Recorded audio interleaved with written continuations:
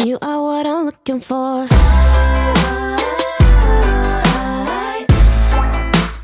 I know what I'm looking for.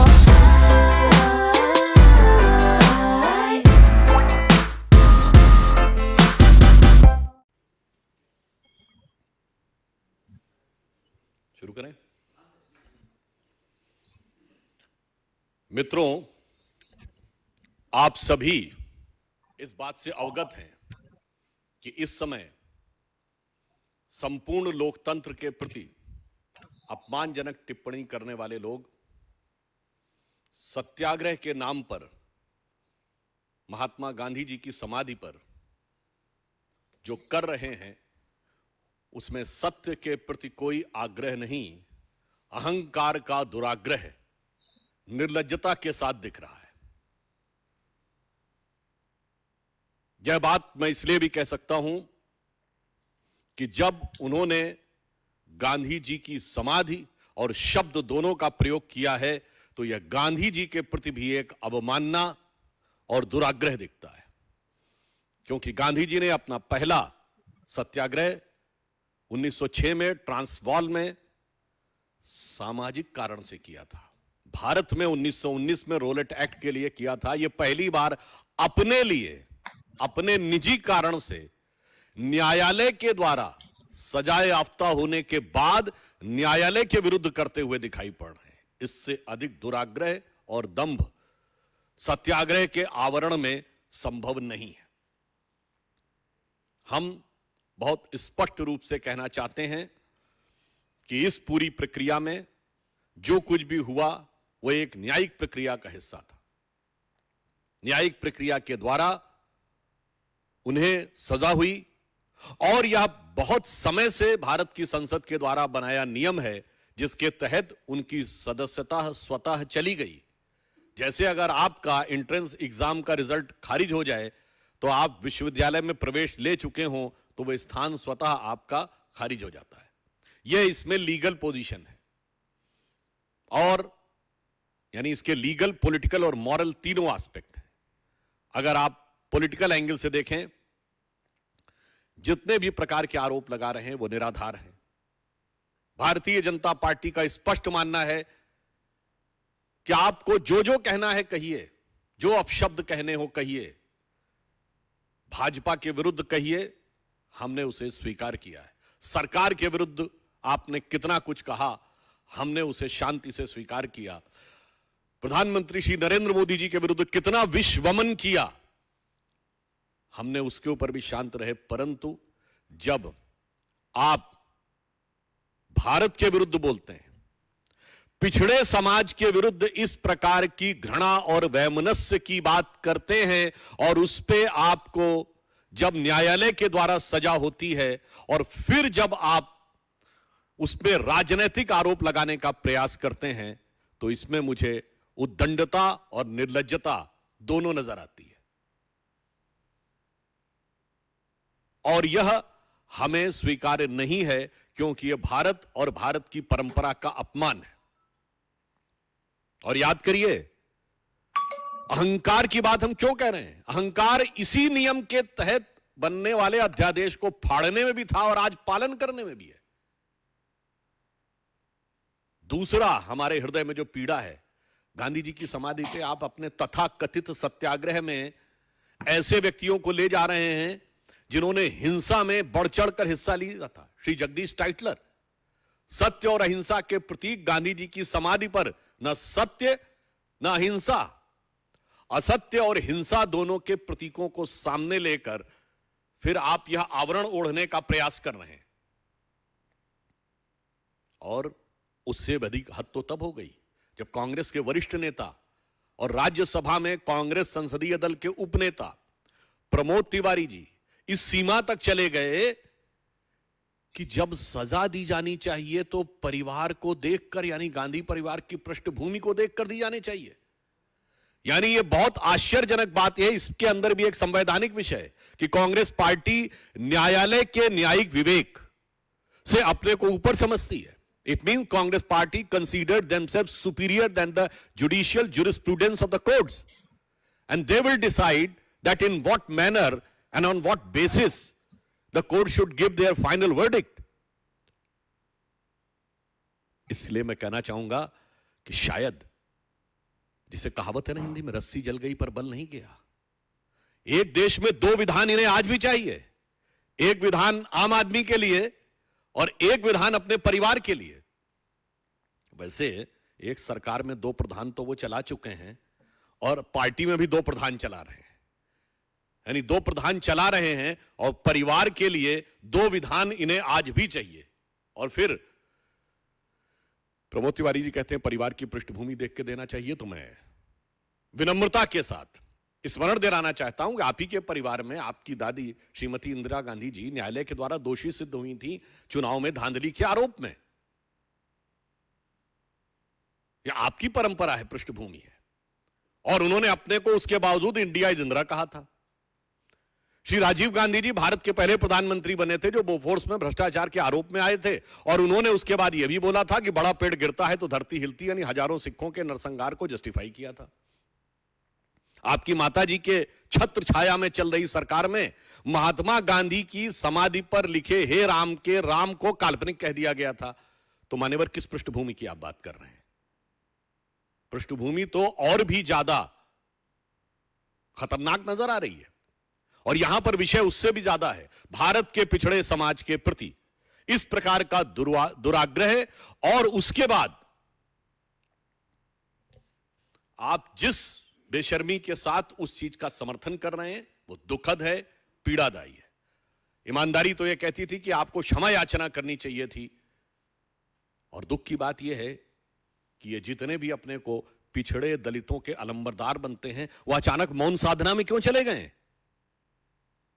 इतना बड़ा बयान, जातिगत अपमान पूरे पिछड़े वर्ग का किसी अन्य ने कर दिया होता तो पूरे देश में आग लगा दी होती, परंतु आज ऐसा लग रहा है कि ये सारे के सारे अलंबरदार मौन साधना में चले गए।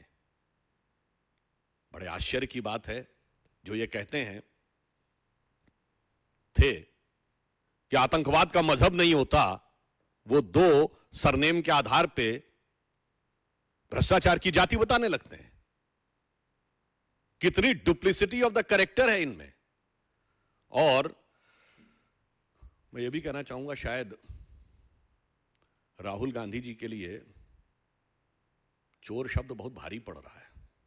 2019 के लोकसभा चुनाव में उनको इसी के लिए सर्वोच्च न्यायालय से लिखित माफी मांगनी पड़ी। मान्यवर, मैं कांग्रेस के नेताओं से कहता हूं, पृष्ठभूमि यह है, न्यायालय के द्वारा लिखित माफी मांग चुके हैं, न्यायालय के द्वारा बेल पर हैं भ्रष्टाचार के आरोप में, और न्यायालय के निर्णय को मिसकोट करने के लिए अनकंडीशनल एपोलॉजी मांग चुके हैं। तो आप किस पृष्ठभूमि की बात कर रहे हैं? इसलिए मैं सिर्फ यह कहना चाहूंगा कि यह सत्याग्रह किस लिए? मैं स्पष्ट कांग्रेस पार्टी से पूछना चाहता हूं, यह तथाकथित सत्याग्रह किस लिए है?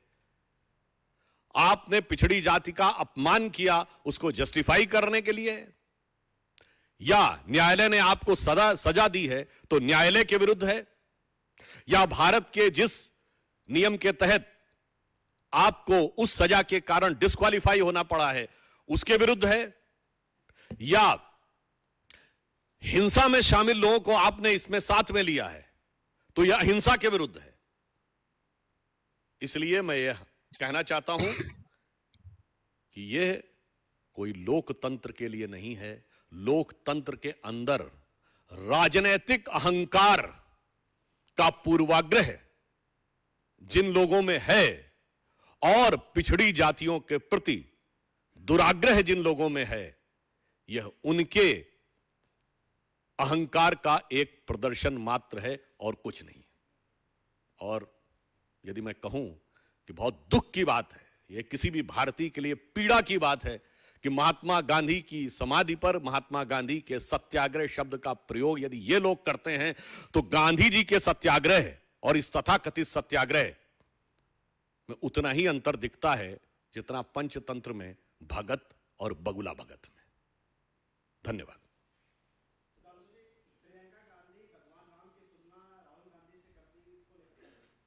देखिए, बहुत दुखद बात है, इससे पहले भी कांग्रेस के लोग ये कर चुके हैं। तो मुझे लगता है कि जिस भारत और भारतीय परंपरा की वो बात करती हैं, मुझे लगता है ये तो वो लोग हैं। बताइए आज कहां बैठे हुए हैं? मैंने तो ये बात पहले बोल दी। गांधी जी की समाधि पे जिस पे लिखा हे राम, गांधी जी का राजनीतिक दर्शन था राम राज्य, नित्य का भजन था रघुपति राघव राजा राम, अंतिम शब्द था हे राम।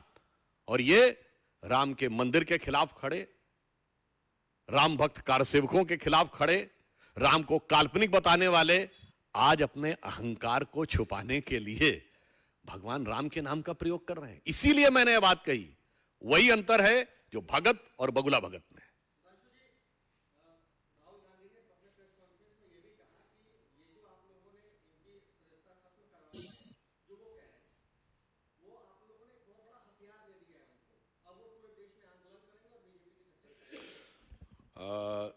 देखिए, मैं अन्यथा नहीं कहना चाहता। जिसको वो तथाकथित हथियार कह रहे हैं, ऐसे कितने ही हथियार वालों के तो वो साथ में खड़े रहे हैं। उन्होंने सहानुभूति व्यक्त की हथियार वालों के साथ, और उस हथियार के द्वारा उन्होंने लोकतंत्र को घायल किया है। इसलिए मैं ये कहना चाहता हूं, बहुत साफ, पुनः मैं अपनी बात कहना, वो साफ करें कि इनका तथाकथित सत्याग्रह किसके खिलाफ है। पिछड़ी जातियों का अपमान किया, उसको न्याय संगत ठहराने के लिए, for which they are doing this. They are trying to justify that what they have used the dastardly words against the OBC community, or they are doing this against the judgment of the court, or doing this against the law of the parliament, or doing this because they are incorporating people who are involved in the violence. So this is against the non-violence. They should make it very clear.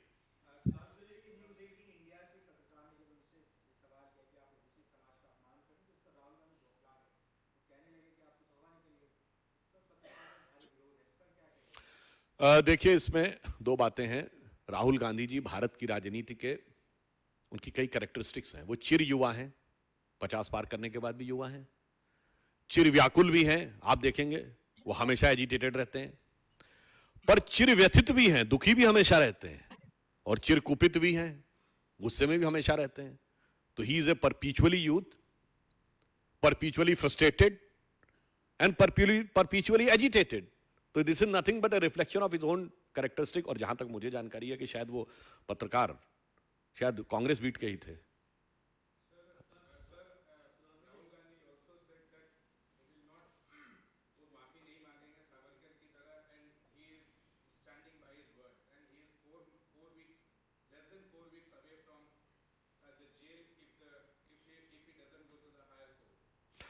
One thing I would like to say that in this context, Chief Minister of Maharashtra, Shinde ji, has already made it very clear that why Rahul Gandhi is continuously, consistently trying to disrespect Veer Savarkar. And on this context, I would like to speak, बिल्कुल, अरे हमारे उनकी उसमें सोच में बड़ा अंतर है। मैं ये बात पुनः दोहरा रहा हूं कि जब वीर सावरकर को तो 2 जन्मों का कारावास हुआ था। कब हुआ था? 1910 में। और 1910 में कांग्रेस का अध्यक्ष था विलियम वेडनबर्न। आप सावरकर थोड़ी हो सकते हैं जो अंग्रेजों से लड़के दो जन्मों का कारावास सह रहे हो। आप तो वो हैं जो अंग्रेज हुक्मरान की सदारत में बैठकर डिनर खाते थे, जिसके लिए अकबर इलाहाबादी ने लिखा था, कौम के गम में खाते हैं डिनर हुक्काम के साथ, रंज लीडर को है बहुत मगर आराम के साथ। तो वाकई कभी सपने में भी राहुल गांधी और कांग्रेस पार्टी वीर सावरकर के शौर्य और राष्ट्रभक्ति का मुकाबला नहीं कर सकती। It is for him to decide, because as per the laid down constitutional and legal procedure, he is having every right to move to higher court. So, whatever the decision of the court, we cannot predict whether he will get any relief from the higher court or not. We are not like that party, like the Congress, who considered themselves over and above the jurisprudence of the courts. अब ऐसे एक और बात बता दूं, मुझे अचानक ध्यान आ गया। जो प्रमोद तिवारी जी ने कहा कि गांधी परिवार के लिए अलग नियम होना चाहिए, तो उन्होंने ऐसे नहीं कहा है। हमें याद आ गया पिछली सरकार में जब हम लोग जाते थे एयरपोर्ट पे, तो जो विशिष्ट अतिथियों के लिए लाउंज होता, उसमें क्या लिखा रहता था? भारत के राष्ट्रपति, भारत के उपराष्ट्रपति, मुख्य न्यायाधीश, प्रधानमंत्री, मंत्री, सांसद, और नीचे लिखा रहता था श्री रॉबर्ट वड्रा। अलग विधान था परिवार के लिए। वही मानसिकता आज भी उनके ऊपर है। तिलमिलाहट इस बात की है कि मैंने अगर पिछड़ी जाति का अपमान भी कर दिया तो अलग कानून मेरे लिए होना चाहिए।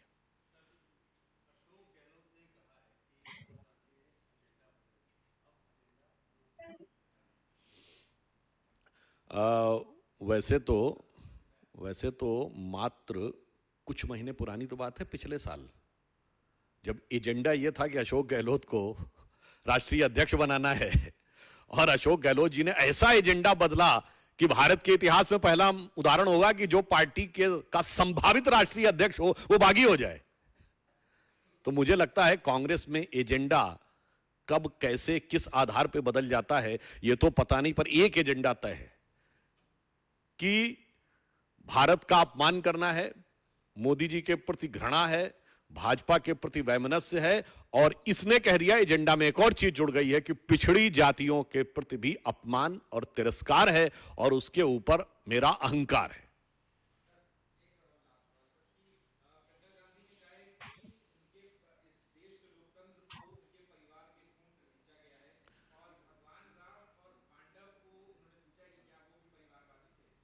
देखिए, मुझे बड़ा आश्चर्य होता है, आज तो तथाकथित सत्याग्रह गांधी जी की समाधि पे चल रहा है। अब वो कह रही है खून से सींचा, और हमें तो इतिहास में पढ़ाया कि एक बिना एक भी खून की बूंद बहाए आजादी मिल गई। तो भाई प्रियंका जी, क्या सत्य है ये तो बता दीजिए। जो आपकी सरकारों के दौरे हुकूमत में किताब में पढ़ाया गया कि गांधी जी ने बगैर खून की बूंद बहाए आजादी दे दी, या वो जो आप कहने का प्रयास कर रहे हैं। और फिर यदि ये कह रही हैं तो मैं कांग्रेस पार्टी को चुनौती से कहता हूं कि वो एक कांग्रेस का राष्ट्रीय अध्यक्ष स्तर का नेता बताएं जिसने अंग्रेजों के जमाने में जिसका खून बहाओ, जो अंग्रेज की गोली से मारा गया। पानी देखा था वहां रखा हुआ है। नंबर 2, अंग्रेजों के समय में फांसी चढ़ाओ। नंबर 3, अंग्रेजों के समय में काला पानी गया हो। नंबर 4, लाला लाजपत राय जी जो 1920 में कांग्रेस के अध्यक्ष उनको छोड़ दें तो जिसने लाठियां भी सही हो। हाँ, ऐसे बहुत से उदाहरण हैं कि अंग्रेजों के साथ मैत्रीपूर्ण सुमधुर संबंध के चलते हुए बड़ी सहजता के साथ, जलवाए जलाल के साथ, पूरे जमाल के साथ वो रहते थे। तो वो बता दें। कांग्रेस के सामान्य कार्यकर्ता बहुत से लोग जाते थे, उनके साथ हुआ होगा। मैंने कहा उस स्तर का कोई व्यक्ति बता दे तो मैं उनकी बात स्वीकार करने को तैयार हूं। अपनी ही बातों को काटना यह कांग्रेस की स्वाभाविक प्रवृत्ति है। और मैं पुनः कह रहा हूं, एक ही बात है, वह स्पष्ट करें ये तथाकथित सत्याग्रह किसके खिलाफ है? पिछड़ी जाति के अपमान के को जस्टिफाई करने के लिए है, कोर्ट के निर्णय के खिलाफ है, भारत के संविधान के खिलाफ है, या जिन हिंसात्मक लोगों को अपने साथ में रखा है यह उस अहिंसा के भी खिलाफ है। और मैं ये कहता हूं ये सिर्फ भारत का अपमान नहीं है, भारत के न्यायालय का, लोकतांत्रिक व्यवस्था का अपमान नहीं है, यह महात्मा गांधी का भी बहुत बड़ा अपमान है कि एक व्यक्तिगत आरोप में सजाए याफ्ता व्यक्ति जो पूर्व में एक नहीं अनेक मुकदमे झेल रहे हैं, जो भ्रष्टाचार के आरोप में बेल के ऊपर हैं, वो आकर गांधी जी के नाम का दुरुपयोग कर रहे हैं। यह देखकर भी बहुत पीड़ा होती है।